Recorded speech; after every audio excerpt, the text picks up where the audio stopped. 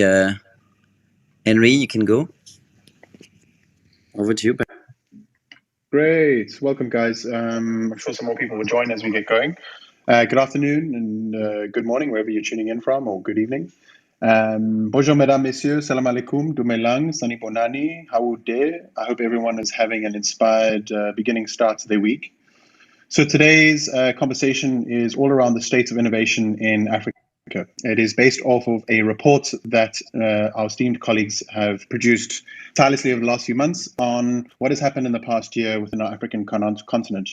First up, before we begin, I just want to give a big thank you to our partners, Microsoft, Savka, Evka, Avka, and ABAN for enabling this report to come to life.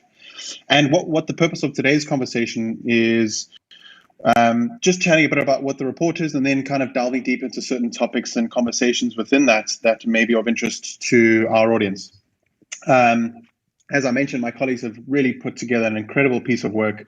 It's about 60 pages of insight that will truly give you a fantastic insight and in-depth perspective on the state of innovation and technological advancement on this amazing continent of ours called Africa. Now, the goal of the report is not to add any set of analytics, but rather to provide an added value by telling some of the key stories behind the numbers, and that's what today we're going to unpack. Of course, making sense of any other trends and getting some of your guys' insights on this as well. And we hope it's highly valuable for you guys as much as who is interested in development and the potential of the African tech ecosystem. And that today gives you a very short but useful taste of what to expect from that report. And of course, and there might be a couple insights as well, I'm sure, that our audience members would like to gain and add value. Before we get stuck in, I'd just like to take through today's structure of the next hour. So for those who are new to AfricArena, I'm going to ask Christoph, the founder of AfricArena, just to take you through a brief intro to what we do and how we add value in as concise manner as possible. And of course, discuss what the vision for the future of AfricArena is and the role that we play within the ecosystem. And then I'll hand over to my colleagues, Darren and Leo and Christoph as well, who will present some of the key highlights from the reports and some of their experiences over the last couple of years working within the African continent in our ecosystem. And then after that, we'll open it up to a bit of a discussion. So we'll pull some guys up. So if you guys have any questions at that time, we'll pull some of you up and feel free to share any insights or ask any questions that may be of value to you guys so that we can, make it as interactive as possible. So yeah, let's get stuck in, shall we? Christoph, do you want to just give a bit about what AfricArena is, what we do, and some of the exciting things that are going to be happening in the next future? Yeah, sure. Thanks, Patrick. So a few words about AfricArena. We started in 2017. We're a Cape Town-based startup. We are a mission-driven organization. Our goal is to act as a deal flow platform between founders in a tech ecosystem across the continent and investors, whether they're angels or VC investors or other type of investors, and corporates, either corporate VC or typically corporate open innovation department in corporates. That is to enable to gain a market access for the innovation. So in the past 4 years, we've run over 50 events. So we run what we call the AfricArena Tour, which really scouts for the best startup on the continent through previously in-person events and last year digital events. And then we have a summit at the end of the year, which we were very lucky to be able to hold in Cape Town last November, where there are a lot of investors and founders coming from all over the continent. Last year, we managed to bring over 50 founders from 14 countries. Previous years, we had over 100 from nearly 30 countries on the continent. AfricArena alumni, so startups that have been selected to pitch, have raised over $220 million in the last 4 years. So we're very happy with this impact. And so one of our activities is a research activity. We do produce a few papers every year. This is the second year we're publishing our State of Tech in Africa report, which really, as Patrick said, aims at not just producing another set of metrics. We got plenty of that with Partech, Disrupt, and others, but rather to deep dive into the stories behind the numbers and tell stories of entrepreneurs, stories of investors, and what has been happening, looking at some trends and so forth. Also zooming in on what's going on the corporate side, which is often, overlooked at. So that's in a nutshell this report. So you can download it. It's free. And it's used by many organizations. We've had nearly 500 downloads already of the report in just a few days, and it's a great resource to use, and we hope to keep on improving it.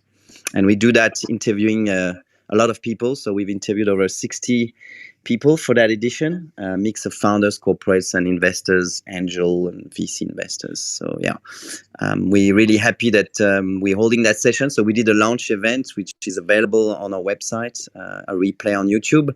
This is really the first time we're having a conversational kind of experience on Clubhouse. So we hope you're going to enjoy. Awesome stuff. Thanks, Christoph. Guys, so what I'm going to hand over to is my esteemed colleague, Darren Minnick. He's the VC analyst at AfricArena, and he wears many hats when he's not at AfricArena. So, Darren, I'd like to invite you on stage, and maybe let's just kind of start on a macro level. What are some of the trends you picked up through this report and obviously through your experience that you've noticed over the past year? Hi, Patrick. Yeah, thanks for the introduction. Hi, everybody else and all the listeners. So yeah, through the research that we conducted, interviewing quite a number of investors, and also reading some of the various other reports that have been published about the African VC and tech ecosystem.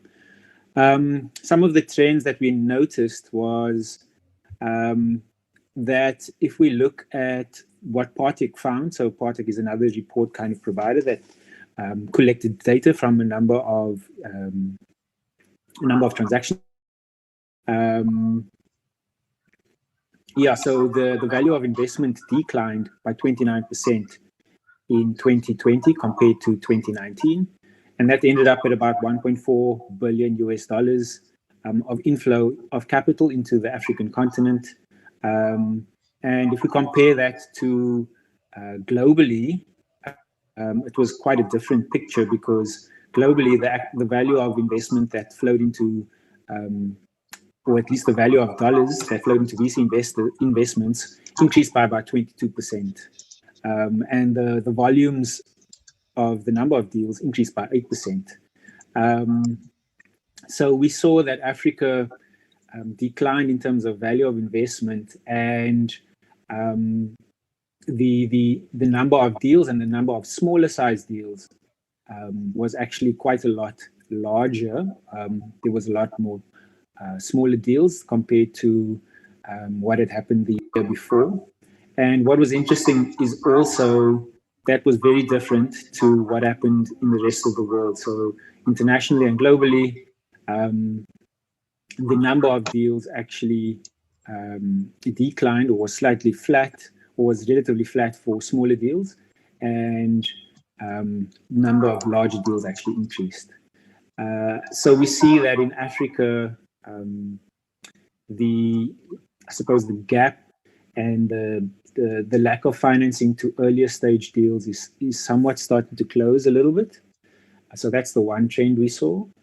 And then the other trend was also that over the long term, the trend does appear to still be increasing. So yes, 2020 was lower than 2019, but I suppose we expected that because of the COVID effect and lockdown and all of those various restrictions of movement and levels of uncertainty from investors, etc. So we kind of expected that. And if I'm not mistaken, I think in 2019, or at least last year's AfricArena report, which I wasn't actually part of when I wrote, part of the writing team, they actually predicted that they expected that the level of financing would be down for 2020, which is exactly what happened. So yeah, 2020 was lower than 2019, but we see that 2020 was still above 2018. And what we've also seen in the first part of this year is there's been a significant amount of deals taking place, with lots of big deals as well.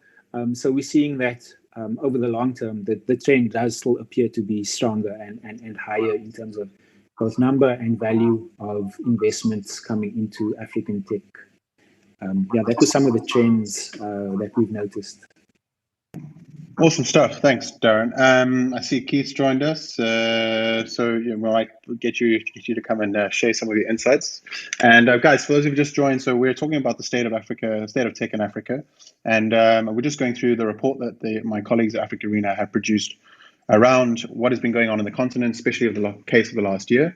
Darren, you mentioned other data providers had different numbers. What was this reason, or were there any other trends that you noticed around this? Perhaps what did you find out about regional capital flows, for example? Yeah. Thanks, Patrick. So in terms of other data providers, so there are quite a few other providers of information, and sometimes the figures that comes out from the various different providers, obviously they have different methodologies. So sometimes the actual numbers are slightly different. And something else that we've also noticed is there are quite a number of undisclosed deals, and that does happen. So there are deals that take place that are not disclosed publicly, and then because they're not disclosed publicly, some of the providers are unable to have access to that information. And the other, I suppose, the other point to mention is that it is a difficult process to collect data because of this lack of disclosure, and also what we have found, and what something that I'm quite passionate about, I guess, is trying to remove that lack of disclosure of information, because one of the things that I've noticed is the lack of information disclosed, whether it be on deals or whether it just be information available to investors and information available to startups. What that results in is information asymmetries, and there's lots and lots of research that shows that where there is a lack of information and where there is asymmetry in information, that results in markets being inefficient. And when markets are inefficient, you pay more for something than what you should actually really pay for. And that is evident in some of the other sorts of research that I've come across that I shared, I think 1 or 2 weeks ago, that shows that in Africa, and startups that have gone through African accelerators, they actually have higher levels of revenue and higher levels of employment, but actually have less access to external financing. So they are, if you think of it on a price to revenue multiple, they would be on a lower multiple compared to international startups. So my take on that is that the lack of information about these companies results in investors thinking that they're a lot more risky than what they actually are. So there's a perception of risk, and then there's actual risk. And the lack of information just results in increased perception of risk. So one of the things that we are trying to sort of drive for at AfricArena and also at the Digital Collective Africa is to drive for more transparent information and get people to share information more widely. In my research, I also noticed that at various other sort of ecosystems and hubs, there is almost a spirit of camaraderie and a spirit of information sharing. So there's some research I found indicated that the ecosystem in Boulder, Colorado, is known for its highly collaborative sort of culture in terms of information sharing, and just ease of access for different players to collaborate, so that it results in a stronger ecosystem. Awesome. Great stuff there, Darren. Thanks for those insights. I'm going to come back to you, but I want to jump to Christoph. I mean, we've seen obviously, the amount of the value of deals decreased significantly last year, but the number of deals are up quite significantly. And I wanted to ask you, I mean, have you noticed, and I know you've been studying this for quite a while in the work that you do, what are some of the different models that are working? Is there a recipe for success, or are there some key enabling factors that you've picked up on that you're able to share? Yeah, I mean, that's obviously one of the things that we have in the report. We try to understand what's really working in a different ecosystem. There's actually quite a large variety of models out there. So the sort of the most mature ecosystem remains South Africa. It's the one that has been running the longest. It's been leading on the continent until quite recently in terms of both a number of deals and deal volume. It's still leading in terms of number of deals, by the way. And that is a model that really relies on a very strong academics capability. So we have great university producing very high quality graduates, both in engineering and business. Combined with that, we have amazing local VC community. So, the like of Knife Capital, 40i, Caroline Ventures, and so forth. Some very strong accelerators. So we have about 300 incubators in South Africa. But what's really important is we have a handful that are really good. Grindstone is one of them. Rainier from Set Labs, an early stage one. The problem is that South Africa is still operates in a first world market from the tip of Africa. So most of its successful startup, if you look at the likes of Aerobotics, for example, are really designing product for the emerged market and try to scale from South Africa, which is really hard and requires a lot of capital. And the problem there is that we have a bottleneck because the local VC industry is lacking cash because of a number of factors, one of them being a bit of red tape at our regulatory level, which makes it really hard for the local VC to raise enough capital. And those startups that stay in that domestic market can succeed. I mean, there's no one model fit all, but it's kind of the outcome of a yuppie chef where you have a great exit, but it's a startup that really only developed in South Africa. If we look at Nigeria, what's really interesting about Nigeria, which really was very low in the rankings of ease of doing business a few years ago, is that it's really hooked on the US model. They're really focused on their diaspora, leveraging on that, which is something South Africans should do more. And I've had a lot of capital from diaspora angel and VC that are investing in Nigeria. That's combined with the fact that we're really successful at Y Combinator. 50% of the startups coming from Africa at Y Combinator are from Nigeria, and automatically that is generated attraction in terms of corporate America coming and investing, particularly in the fintech sector in those startups. And there you go. We got 3 unicorns in the past couple of years. So that's really interesting. Kenya is really developed on ease of doing business as a differentiator. I mean, Kenya is ranking on top of those 4 big ecosystem, and they've had the benefit of the M-Pesa halo effect. M-Pesa is really the epitome of digitalization of the African informal market into a digital marketplace, and it's got a lot of value created around that have spun off across the economy, and also created a brand for Kenya, which is quite known for being a great place for expat to come and set up a startup, or even African VC to operate from on the continent. So Nova Star Venture, for example, a very good example of that. And the sort of that's kind of the 3 models of the oldest ecosystem. And then we got Egypt, which came out completely unexpectedly in the last just 3-4 years, thanks to a combination of quite a different type of model. Some elements from South Africa, very strong academia and very strong demographics like Nigeria. So they're producing 30,000 graduates a year. American University of Cairo doing a great job. And, a very active local angel community, which has been doing a great job in funding the early stage sector, something that we lack of, for example, in South Africa. And so that has attracted some international investors, like 500 startups doing a lot of deals in Egypt now. Middle East investor, obviously proximity to the market, very good, and IFC.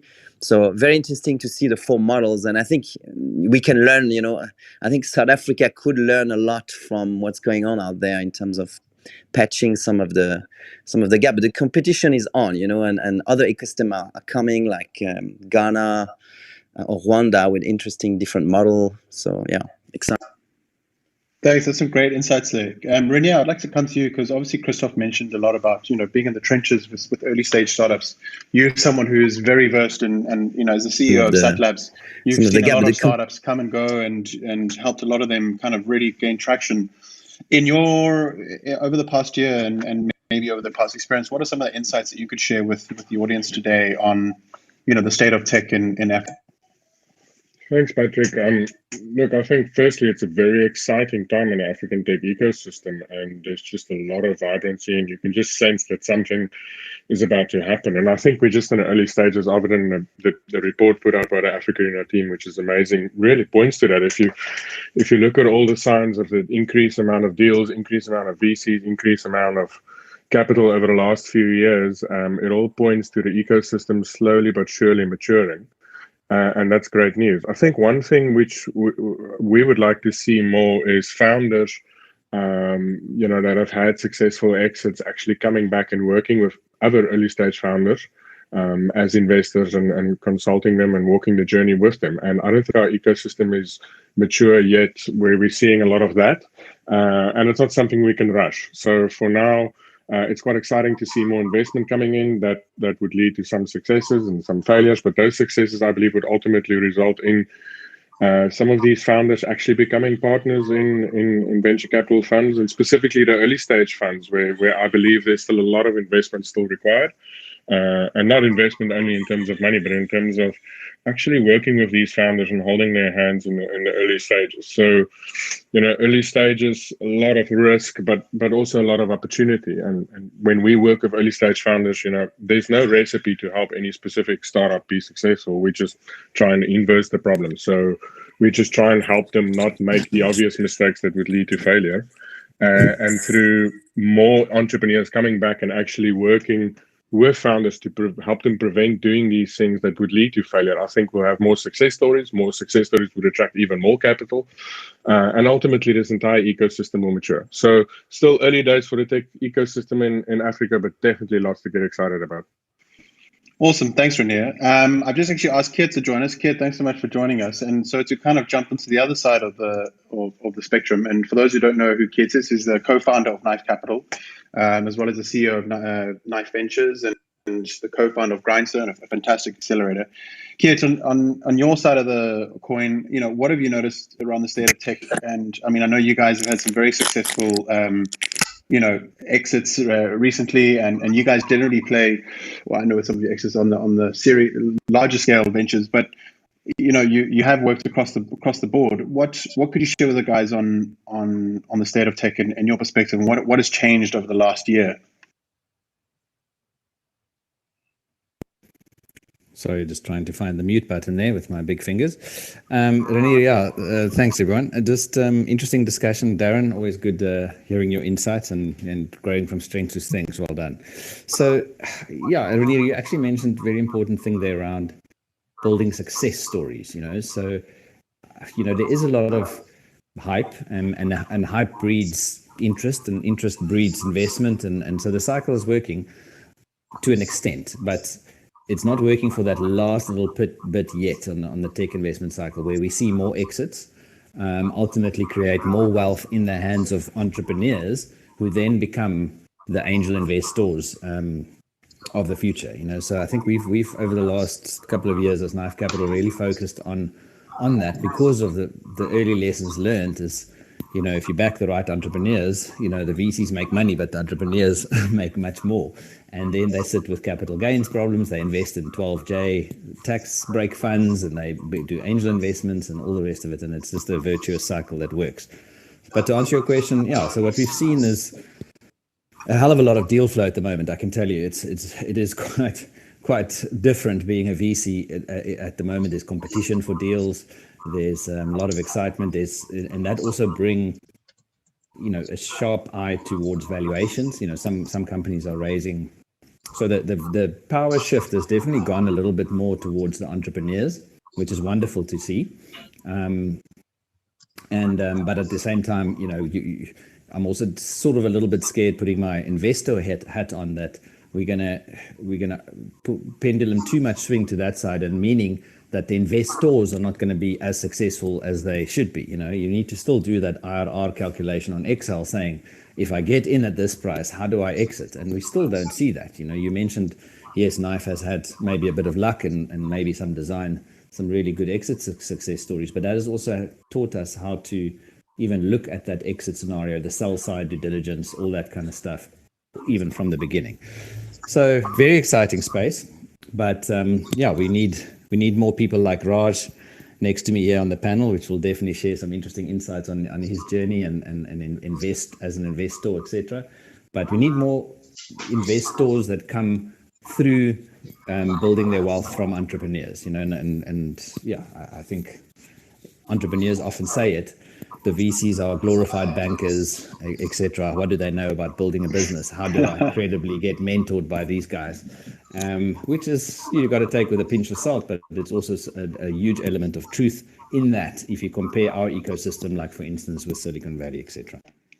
Awesome. Thanks, Kit. We'll definitely come back to you. So hang around up here if you may. Raj, I'm going to come to you shortly. But Darren, I'd like to just ask you, because Kit did mention about due diligence, and I know it's been a topic that we've discussed a lot. It's some of the investor conferences that we've hosted. How has due diligence been affected, especially around fundraising, with regards to last year, and share some of the insights that you picked up on that, because it is quite a key topic and I know that you dive deep in. Yeah, so some of the questions that we asked the investors that we interviewed for the report is how they went about doing due diligence when basically travel was not allowed. And a lot of those due diligence, I suppose, meetings went online largely, with very few in-person due diligence taking place. And one of the things that we also noticed was that a lot of the investors were kind of relying on some of their, I suppose, co-investors or partners that they had worked with before and that they trusted. So, for example, if they were doing an investment in a different country and they weren't able to travel to, say, Kenya, for some reason, then some of the investors relied on investors that they had worked with previously on a co-investment basis and had kind of requested them to assist with due diligence or to kind of do a sense check on the entrepreneur that they would be investing in. So that was one. And on the other side as well, quite a few, although less, investors actually preferred to do only in-person due diligence. So where those investors were unable to meet new entrepreneurs, they actually did and closed fewer deals than before than usual. So they were negatively impacted because of that. But on the majority, I think most of the investors that we spoke to actually kind of pivoted to an online kind of web-based due diligence process. That's on the investor side, and then on the LP side, the people that provide the capital to the VCs, institutional LPs, they actually were a lot slower to deploy their capital to VCs because they've got various different processes and structures that they need to comply with before they actually deploy capital. Whereas a lot of the high net worth individuals were actually a lot more flexible to invest into different VCs and also take advantage of some of the opportunities that arise. But also one of the comments that we heard from one of the impact investors was that some of the high net worth individuals actually wanted to provide capital and sort of make a positive impact as well with the investment. So it's some of the return was more of a sort of feel good element as well, and not just a financial return. So yeah, in terms of the LP, how LPs dealt with the lack of the ability to travel. The institutional investors, they were a bit slower to kind of get the ball rolling on deploying capital again.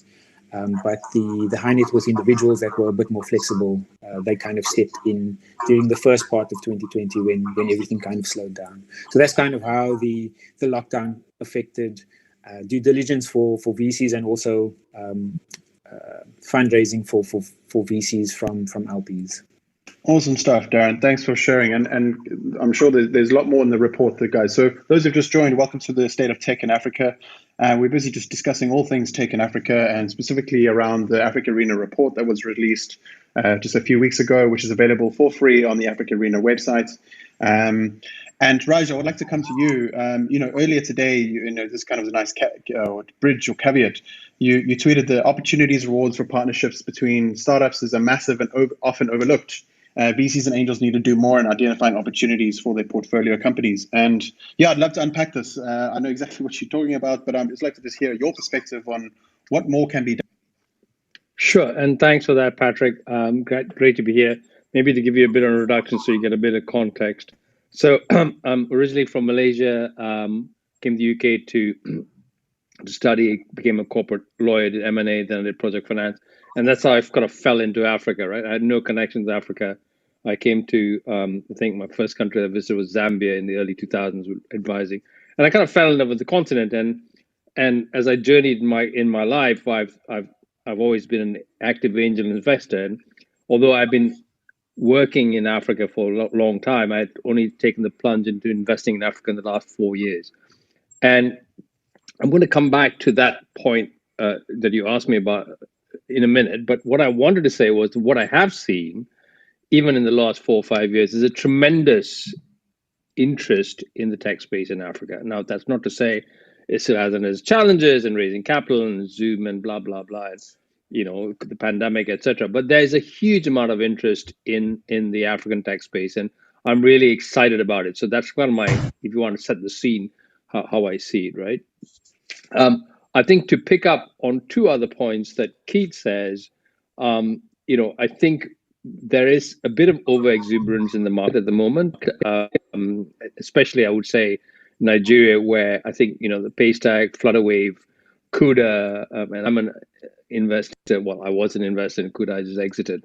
Sort of those stories have really fueled this imagination about being the next unicorn in Nigeria, in Africa, coming out of Nigeria, and there's a lot of money being thrown at startups in Nigeria, and I think that is skewing the valuation a little bit. And I'd love to have other people's views on it, and perhaps it's not restricted in Nigeria.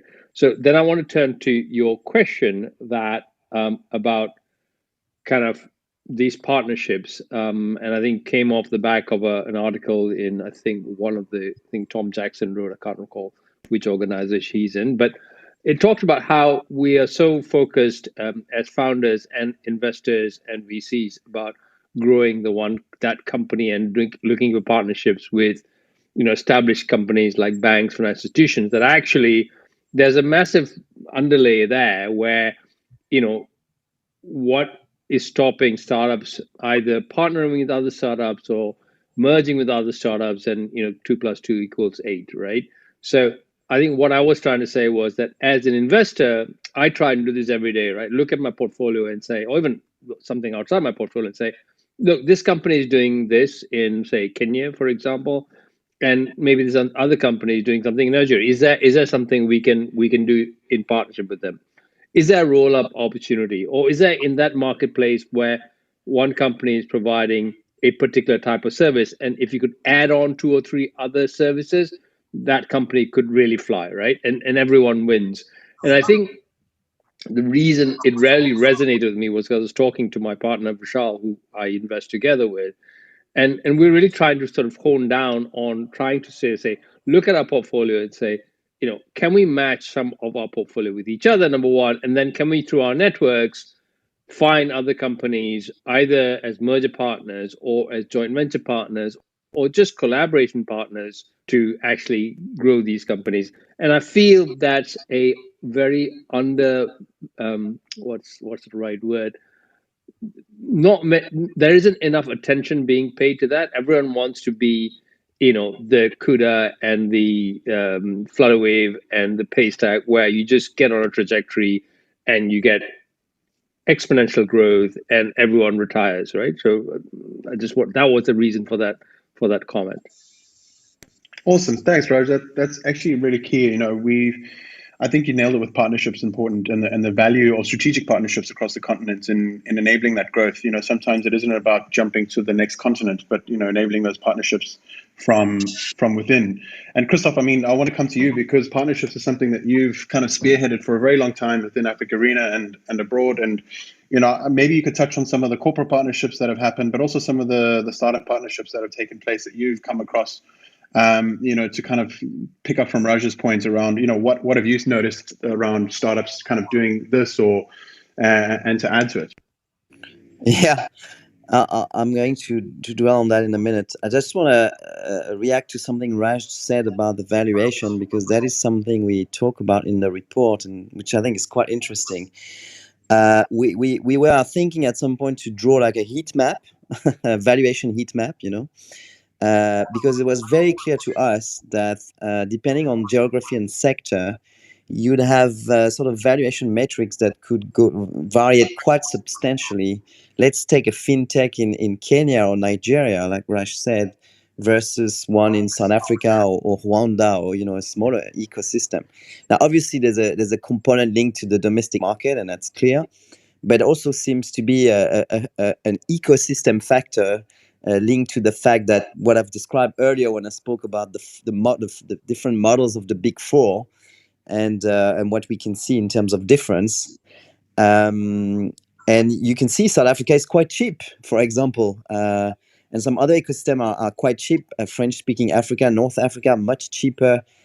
Kenya and Nigeria are really getting into, as Raj mentioned, it's getting a bit of exuberant.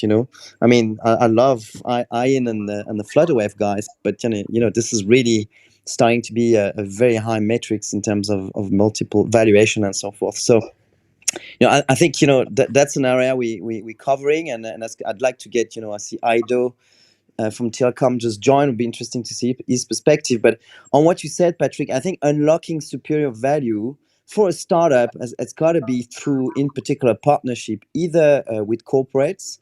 Now, because that could be a route to exit, the risk there is that you don't want to be sunk into one corporate partnership that's going to draw all your limited resources and actually kill you and constrain your innovation. But if you can manage it well, and that's some of the things we've seen in AfricArena, it could be very powerful in terms of taking you to the next level, accessing more markets and so forth.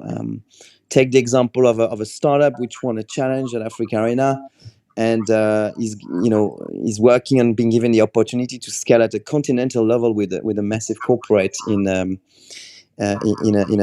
energy sector, for example. So I think also one thing we've seen, and Renier can talk about that, the startup bootcamp we run before the summit every year, where we kind of bring 50 to 100 entrepreneurs, we get them together, in a very intense bootcamp. They come from many countries. Some people have never been to Arabic-speaking Africa or North Africa, and those guys never been to South Africa. Suddenly they meet other entrepreneurs, and the magic happens in terms of partnerships. I actually got an email yesterday about a startup that is raising money from Ghana, and has just been on a trip to South Africa, meeting one of the entrepreneurs he met at the AfricArena boot. It's quite interesting the value that can be derived from partnerships. So sometimes startup, we very focus on the next thing, but that's something to keep in mind. And co-opetition also sometimes can work. I think just before I let someone respond, the heat map, I'd love to see the heat map. I would say for me, the heat map today is Nigeria, Kenya, and Egypt, right, in Africa. Those are three heat maps for me. Yeah, we're working on it. It'll be in your inbox shortly, Raj. Watch this space. Looking forward. And Renier, do you care to kind of pick up on what Christoph said around some of the partnership stuff that you've picked up? We've been running boot camps for a while now, and are very involved with the startup interaction and engagements. And I'm sure there may be some stories that you can share. Yeah, absolutely, Patrick. I think one of the key things that we learned the last two and a half years of running incubation programs is that, we started this whole thing thinking that a lot of content is good, and we created some of our own content, and we sourced some content, but we quickly realized that entrepreneurs, especially in the early stages, learn the most from each other, and they learn the most from actually practically doing things. So things like the boost camp that we do, that we did one last year, which Christoph alluded to, and we've got one coming up in Joburg, and we're looking to actually expand this because the amount of knowledge that gets shared and experiences that get shared and the relationships that gets built in a very short amount of time actually brings much more value than any program we can put together. So it's really about people like sharing experiences, sharing practical things that happened, and also entrepreneurs are by design are idea people. So if you're a startup founder and you're speaking to someone about a challenge you're facing, chances are that this person will come up with a few ideas of how to solve that specific problem. So I think that's one of the big things that entrepreneurs miss during the COVID season is the ability to actually get together and like share experiences and learn from each other. And we are looking at lots of exciting ways how to actually do that in a hybrid way. Like, can we do some of this online practically? We've had some success in our own programs doing that, and we've learned a lot and looking forward to doing more of that. But definitely boost camps, AfricArena events, those kind of things are ideal places for startup founders to learn more and to actually figure out ways to solve the problems that they're facing. Fantastic stuff there, Rene. Thank you so much. Welcome to the stage. Nice to have you here.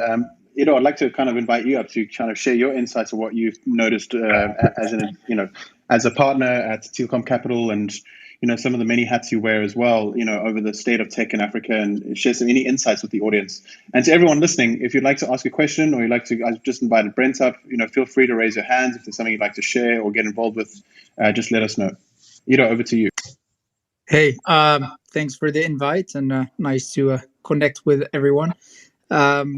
I sorry that I missed the first half of the discussion, or the first half hour, so I don't have a ton of context to what happened there. But just to give a couple of comments on the partnership piece, I think that this is very material to startups to work with each other, and I think we're proud to that part, at least, of the piece I think that Raj was alluding to is between two of our portfolio companies, and it is definitely something we try and encourage as much as we can. And there are more such partnerships. Of course, not all of them are, necessarily public or of public interest, but this is something that we see a lot of value in. I think that we're starting to see more and more startups thinking through growth via acquisitions.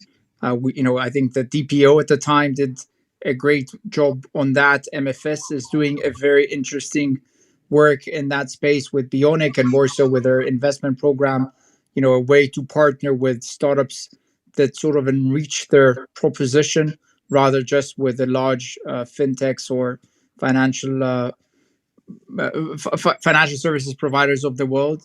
And I think this is something that many times we, the founders we work with, and those, whether in or outside the portfolio, sort of don't even think through, just because, it's not something that comes to their mind as a possibility to acquire a company when you yourself are still small, or to merge in some form. And this is something that I think is our responsibility as investors in two hats. One is, of course, it can support their growth and whatnot, but the other is many times they're not even aware of what's out there.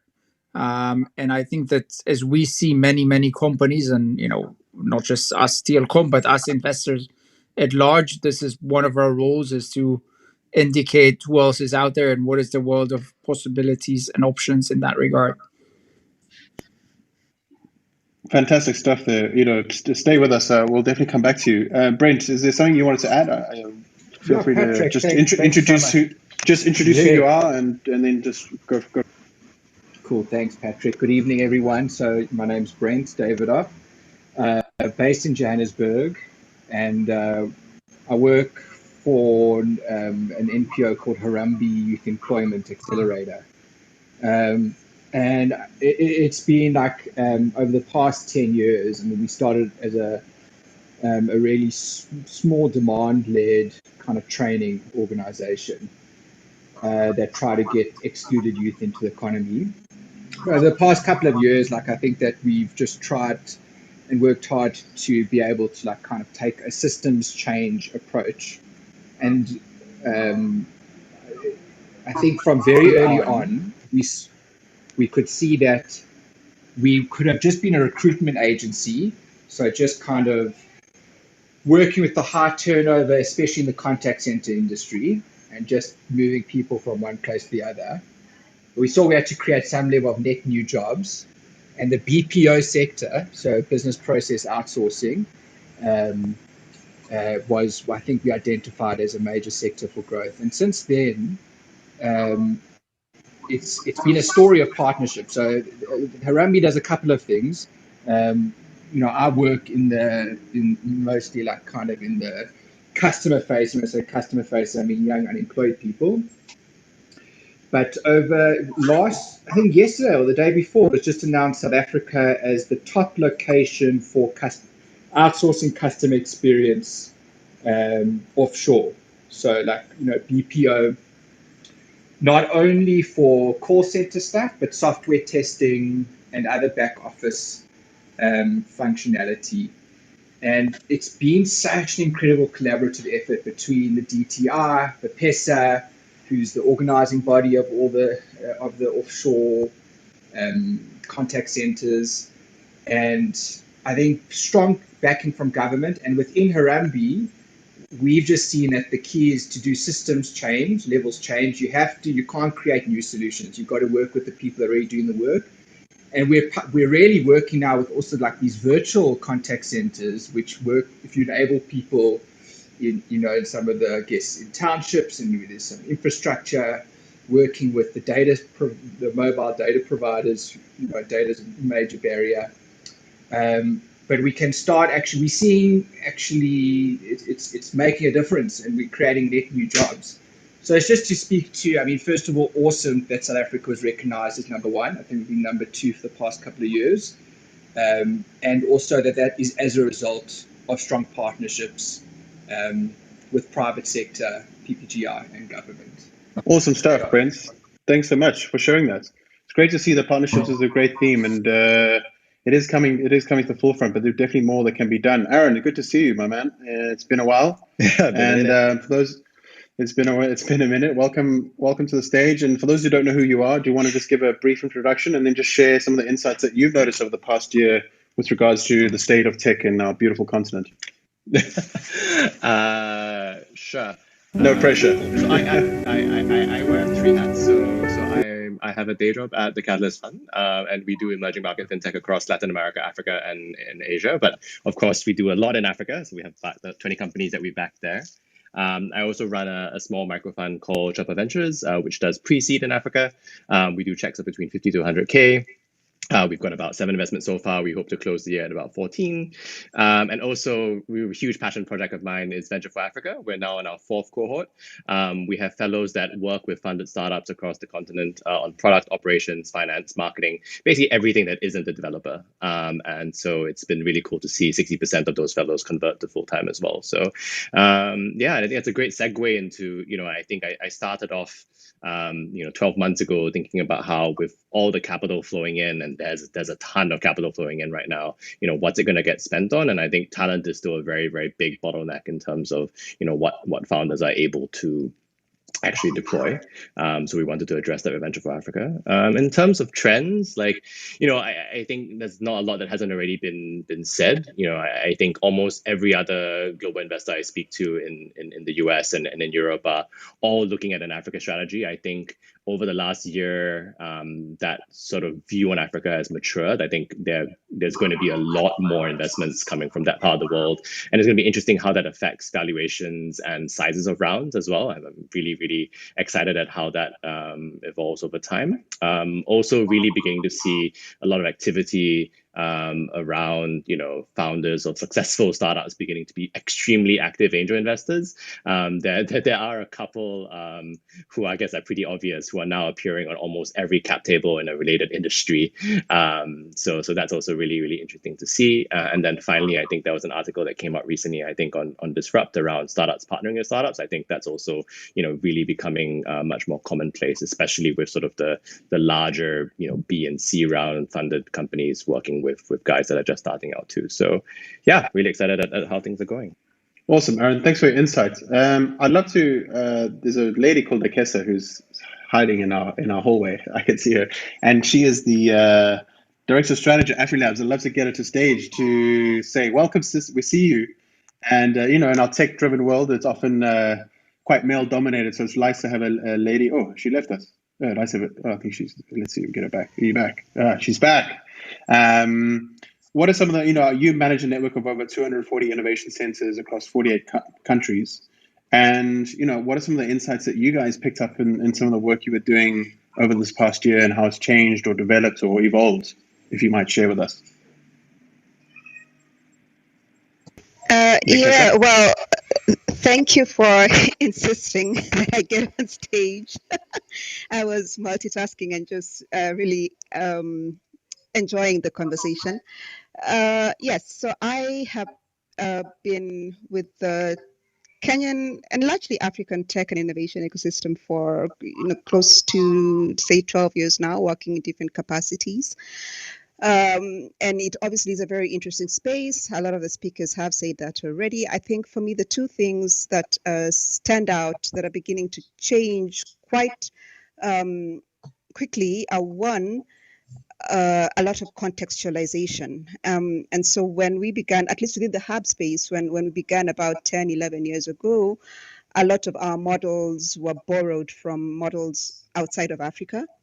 And so how are people running incubation programs, acceleration programs? What was the route towards getting funding? Usually it's pitching and so on. And so understandably, a lot of what we were doing was modeled around that. But what we are increasingly seeing the last, say, 3, maybe 5 years is a lot of organizations, at least at a Pan-African level, moving towards contextualization and relevance. And speaking towards the AfriLabs example, a lot of the content that we're creating now is, you will more likely not be hearing case studies outside of, you may hear 1 or 2 case studies outside of Africa, but majority of our case studies will be African organizations, African SMEs, African startups, African corporates, what they did that worked within the African context and what, startups can borrow from. The other thing that I'm excited to see is local investors, where local is African investors, being intentional or wanting to be intentional around investing in African startups, and also acknowledging what they don't know. They say you're better off knowing what you don't know that you need to learn than assuming that you know everything. And so for me, it's a really interesting space and time to be in where African investors are also saying, you know what, we've got things we need to learn about the landscape, how to invest, how to interact with startups, what to expect of them, what to give them, how to engage and so on. Right. So, yep, that's me and I'm done speaking. Thanks, Akesa. That's great. Thank you for sharing and multitasking with us at the same time. We appreciate you. We see you. I think it was Matsi who said on our last webinar when we were discussing this report, she said, everyone else has got a plan for Africa, but we need to have a plan for ourselves. So, Mike, you've joined us. What do you think Africans' plan, what do you think our plan for the continent should be? Or if there's any other insights you care to share with us, feel free to jump on. Great. Hi, everyone. Mike Mompe here from Enza Capital, based in Nairobi, Kenya. We back founders and teams using technology to solve large and meaningful problems across sub-Saharan Africa. So I've missed the first part of the conversation. So I don't want to kind of repeat what anyone has said. I think ultimately, when it comes to kind of building solutions for the continent, I think talent is absolutely critical. I see kind of Aaron on the panel. He's launched something called Venture for Africa. I saw Parity recently launched a venture fellowship. Enza Capital, we launched a venture fellowship earlier this year. So there's something about kind of nurturing talent and the ecosystem.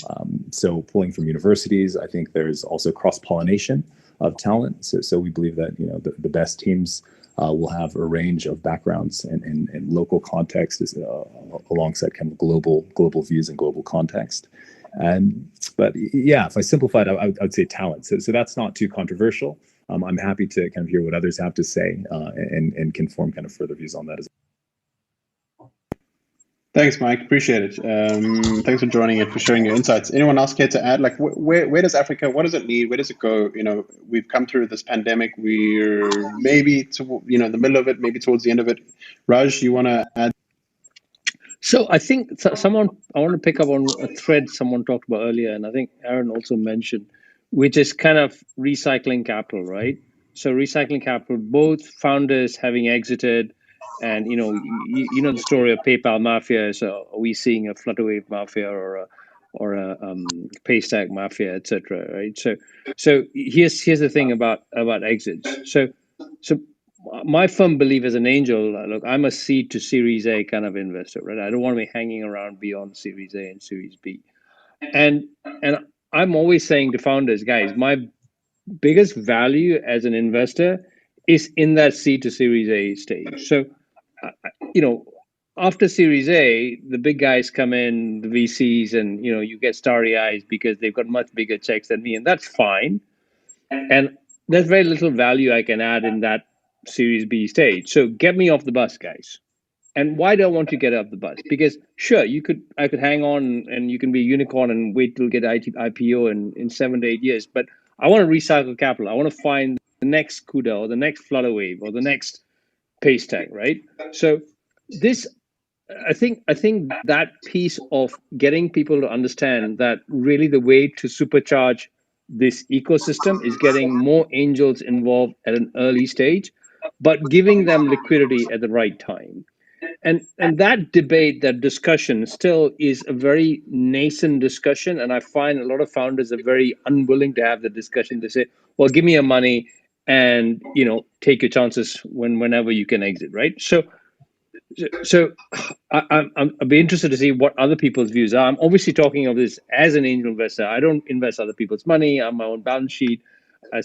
As Michelle, my co-investor says, I steal from my wife and invest in companies that I like. Okay, so right. So I'm not managing other people's money.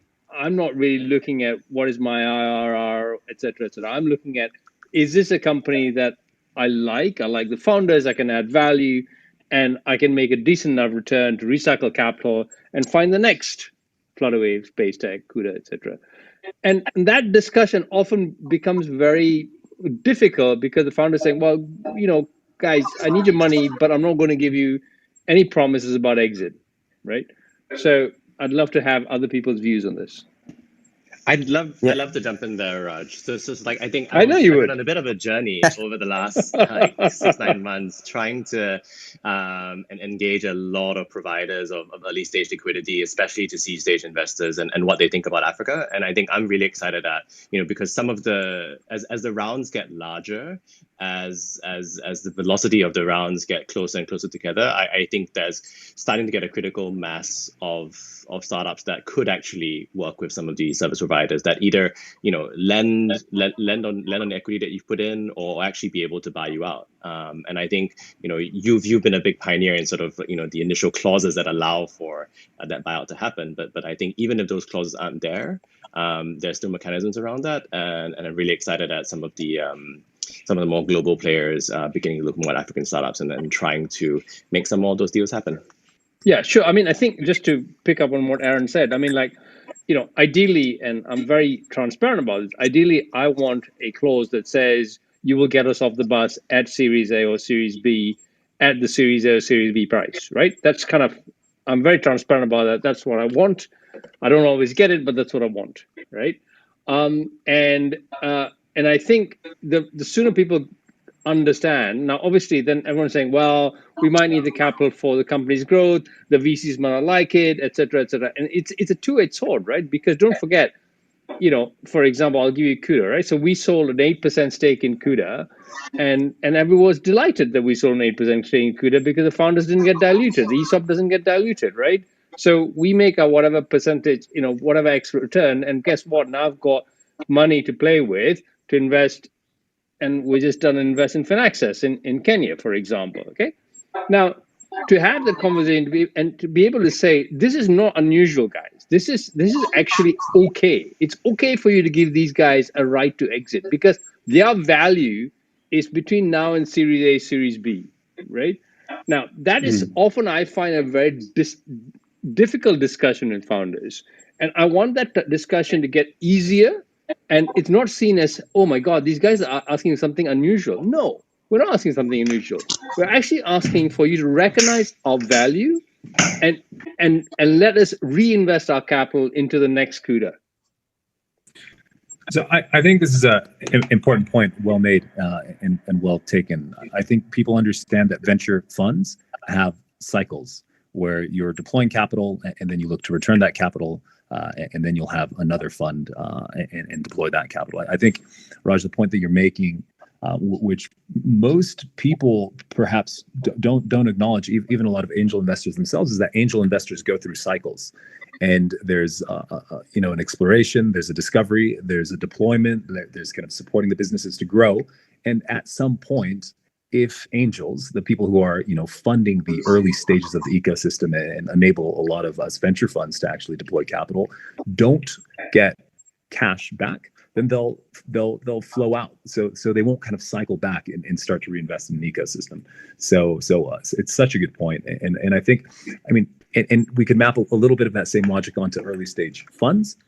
So if we do not see returns and liquidity for early stage funds, and then of course even later stage funds, then that whole ecosystem that is looking to be built, that everyone here is focused on building, won't really take off and won't really thrive. So liquidity is absolutely fundamental, and finding when liquidity can be achieved for investors at different stages is also critical to this.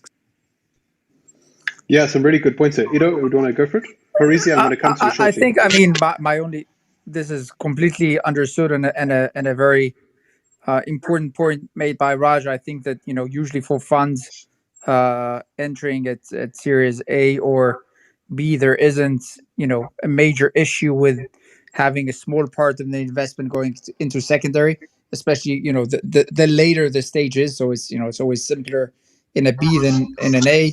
But typically, if we're talking about fairly small stakes, and they're not the founder stakes at the Series A, but early investor stakes, many times they're just coupled with a round. And as Raj said, they buy the investors a little bit more ownership. They don't dilute the founders. And for a company that is attractive at this stage, this is something that we have seen and are seeing. And definitely, if not on the A, we for sure are seeing many of these on slightly later, but also on Series A. So I think, Raj, my only point being, sometimes it's hard to probably force the founders to commit to it, but if you can sort of get some form of pre-agreements, I think that from the fund side, this should not be a material issue.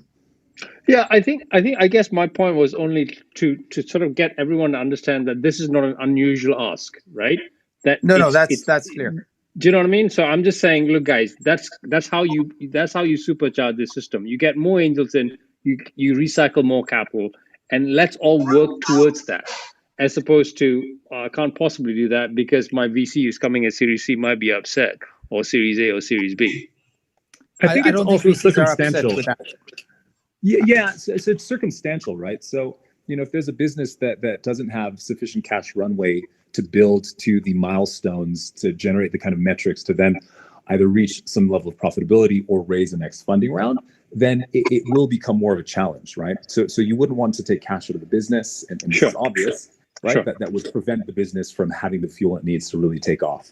And you could map this similar kind of thesis and logic and thinking onto founder shares, right? Some founders may have put quite a bit of their own personal capital into a business.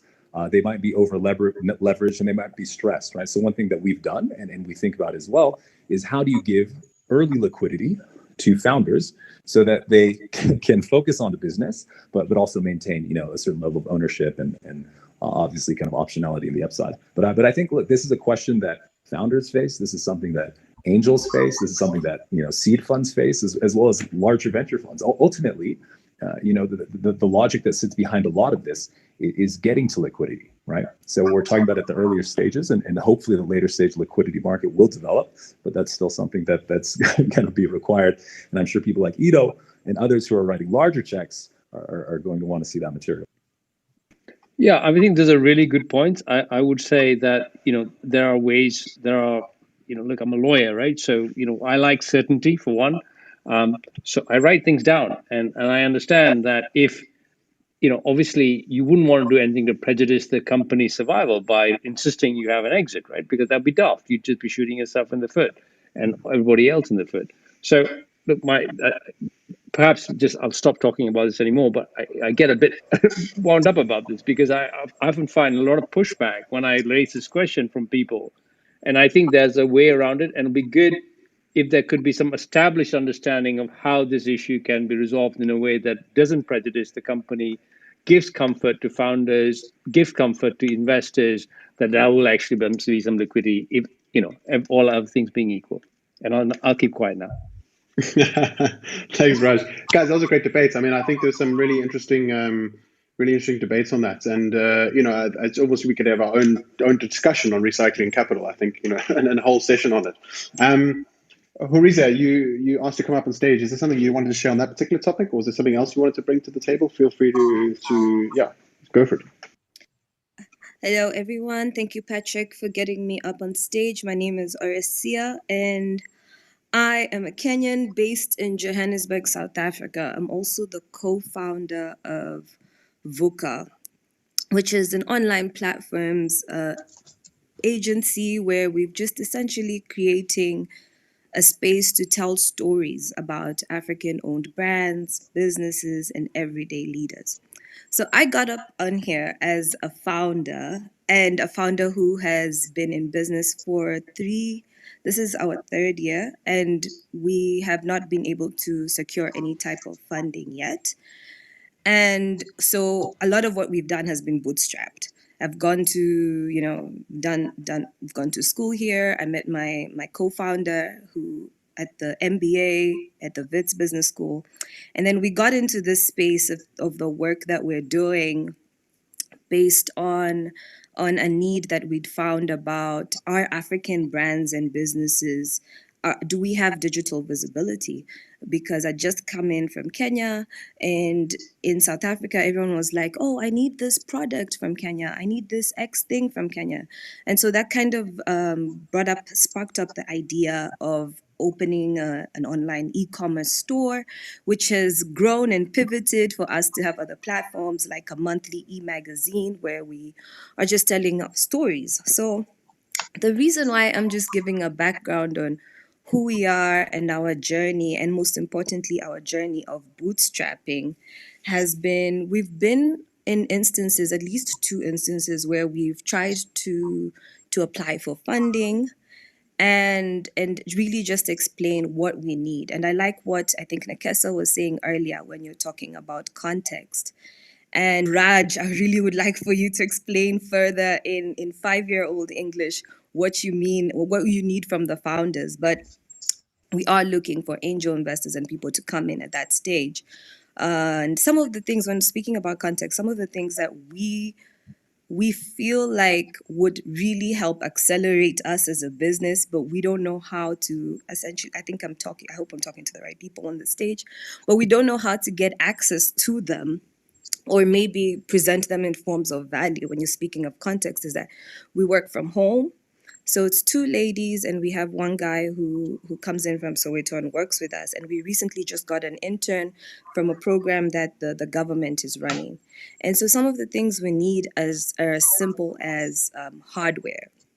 So I can see the developer in our team. He's great, but he's using a computer that is so old. So when we have a service that we're providing online, but not necessarily a tech that we've built, but we are confident when we say the state of tech in Africa, we feel like we are at the forefront of it, where we're the example of a real startup looking for equipment, looking for software, who've built and grown organically. So when we tell you about our readership, when we tell you about our numbers, it's all organic. And now we're just faced with this issue where we want to accelerate and get our name out there and get more people out there. But it's now requiring marketing, fixing our SEO, skills building, and even just the lessons. For example, when I was saying, Raj, to please clarify, just lessons on what is it? What is the language? Because no matter how much we're educated, how much we can research, me being on this stage today and hearing you guys speak, I'm like, wow, I need a lot more educating when it comes to, as a founder, we're looking for a tech founder in Africa. We're looking for angel investors. We're looking for VCs. We're looking for opportunities for the SMEs that we feature. Like, we want to be able to give them access to you, but we don't even know where to find you and the language to speak. So there's a gap there, and I'm just hoping you guys have picked up something from everything that I've said. I'm Oresia, and I'm done speaking. Thank you. That was great. Thanks, Horacia. I mean, I think it was nice to kind of show the contrast, right, between this is the state of our ecosystem in Africa. And I think, Horacia, what you did there is that you really kind of showed the differences between the two and the the amount of growth that we have to get to. Christoph, I'm going to let you take over. You said you wanted to jump in here. No, I mean, first of all, I would like to say to Horacia that's you are the reason AfricArena exists. Because our mission is about helping entrepreneurs from seed stage right through Series A to find the right match in terms of investor, and it's really hard because it really starts with the likes of Raj. Raj, if we could clone you and have many of you're exactly what is required in that early stage cluster. We have Josie Angel in Joburg, Horacia, that you can contact. We can put you in touch with Abu Qasim. But that's really what our report was showing last year, and it's showing again this year, is you have this inverted pyramid diagram showing that in 2019, for example, 90% of the capital deployed by VC in Africa went into 70 deals for 55 startups. It was a bit better last year. We had much more early stage deals just because we had less large deals. But if you look at the need on the market, and that's exactly what Raj was saying, we need velocity in this early stage money. So we need thousands of guys like Raj taking the risk, losing out many times. But then when they win out, just exit and reinvest, and then invest in your business, Horacia. So interestingly, I'd like to throw something out there. We are making a bold projection in the report. So we always look at forward-looking statement. Where is this ecosystem going? Now, to create all these jobs we need on the continent, we need more capital, especially at all stages, but in particular in early stage. Now, we think 2021 is going to be the biggest year to date because of a gap effect from 2020. Lots of deal coming through. The first 4 months of the year already showing a very strong upward trend versus last year. We think the ecosystem will be at $10 billion in 2025, but what do you guys think? And more importantly, the asymmetric nature of that money might fall short of generating the next generation of Series A and Series B startups because we're not having enough capital in the early stage. We're not having enough Raj out there. In South Africa, for example, very very limited number of angels actually active. So I don't know. I see Stefan just join us on stage. So maybe Stefan, you come from a private equity background. What do you think of that? And then maybe we'll ask everyone in the panel. All right, thanks, Aaron. First of all, the good news is that we have cloned Raj, and we've got Raj Great. and his clone on stage tomorrow talking about these things. So that is it Vishal? Is that his name, Raj? Yeah, it's Vishal. Vishal Agarwal. So he's my partner. They both work together on a lot of deals, and it's not just about. Fortunately, it's not actually an exact clone. So the benefit is you get two for the price of one because they do a lot of work together. So that's the first thing. A couple other things. In terms of most of the money going to a small number of deals, yeah, that's kind of the nature of the beast. I wouldn't get too anxious about that. I mean, the very fact that as deals get bigger, they need to raise more money, and they've proven themselves there, so people are a lot more comfortable giving the money. It doesn't negate the fact that there's never enough money for all the companies in the startup arena, and it is very tough. But that's kind of the nature of the beast, and it's a good thing because it makes it a competitive market. And while it's just like in soccer or any sport, really, the best team is probably going to win, but they don't always win. And sometimes, you get some good deals that don't make it. and that's tough. In terms of getting money back, this is something I think that the VCs need to be a little bit more relaxed on. As a representative of the ultimate money, pension fund money, ultimately the pension funds and the insurance companies and the likes are very grateful to the angel investors, because there's no way these companies are going to get to a stage where we can look at them until the angel investors have sifted through them, helped them along. So I think the VCs need to be a lot more grateful for that and a lot more respectful of that. If they recycle the money, this helps build the ecosystem. So if they can let some of these founders out and some of the angel investors out, they're going to take that money, they're going to invest it elsewhere, and they're going to create the next generation of deal flow for the VCs. So I think this is important for the VCs to respect that and get them out. And frankly, they don't need them, because the angel investors are really helpful at the early stages. And if they want to stay there, then by all means, let them stay there. But if they want to get out, then give them the money and help them get back on the road and do this all over again, because that's just a virtuous circle.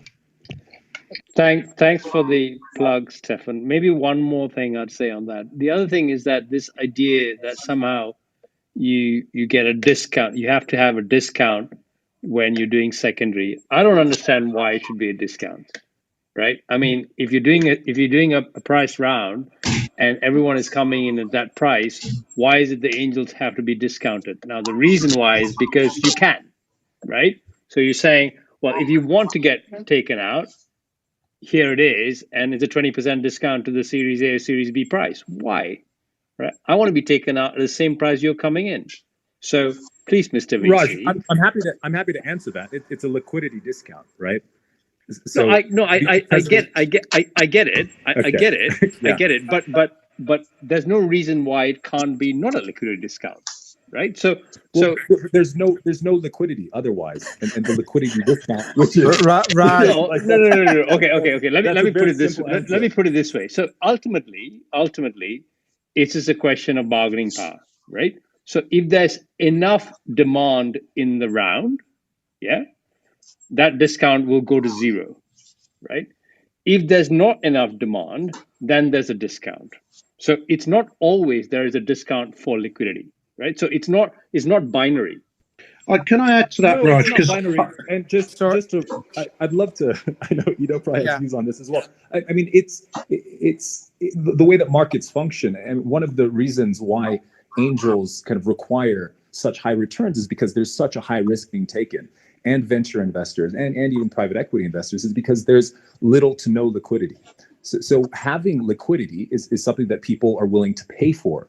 And that willingness to pay is what is considered the liquidity discount, right? Otherwise, we could be putting our money into private markets where there is that liquidity, and there isn't that liquidity discount factor that's being put into place. I mean, I understand your point, and there are instances in which there is a secondary transaction and there's not as much of a liquidity discount, and that's fantastic. But I think typically it's not something that is, let's say, good for the market or good for entrepreneurs or good for angels to expect, right?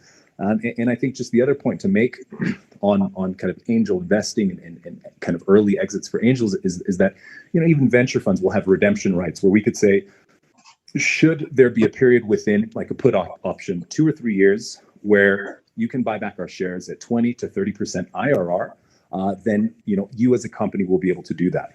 So for an angel, however, you kind of want uncapped upsides, and therefore putting in some sort of predetermined liquidity trigger. It can protect your downside, but then it also limits the upside. So I think for any angel investors, they need to consider whether or not they really do want to put in those sort of triggers and consider that with the limitations on upside and how that might impact an overall portfolio and returns. So just a few points there. So one thing I'd say is, what's the basis for the sale? Is it a willing buyer, willing seller? Because the 20% discount suggests it's not a willing buyer, willing seller. It's a forced seller, and that's not necessarily the case. And well, it becomes the case because unless you're really desperate, you're not going to take the 20% discount. but the reality is, if you've got the shares there and someone wants to buy them, then surely you should allow that transaction to go ahead at whatever price people are prepared to agree, rather than saying, no, it is going to be at a 20% discount. There's also the situation that if you're a VC, you want these guys to have the cash back so that they go and do some more deals, because angel investing is a necessary part of the ecosystem that gets the companies to the stage where the VCs can look at them. So I think there needs to be a little bit more leniency there.